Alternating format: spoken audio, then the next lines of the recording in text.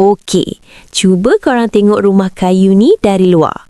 Nampak macam pondok kebun Tok Wan kat kampung kan? Macam tempat nak simpan cangkul atau tempat lepak kucing jiran je. Sederhana habis. Tapi, kejap, jangan sombong dulu sebelum nampak apa kat dalam. Bak kata orang, don't judge a book by its cover, dek. Zas! Sekali melangkah masuk, terus rasa macam jadi CEO syarikat minyak kat KLCC.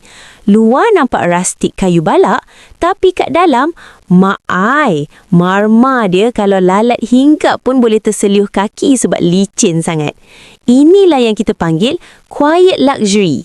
Tak payah nak buat pagar emas setinggi gunung ledang nak tunjuk kaya. Kat sini kita belajar satu benda. Ruang kecil bukan alasan untuk nampak sengkit.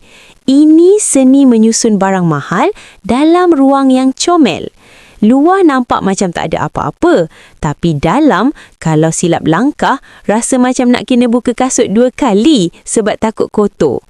Kecil-kecil cili padi, luar kayu jati, dalam buat hati rasa nak mati.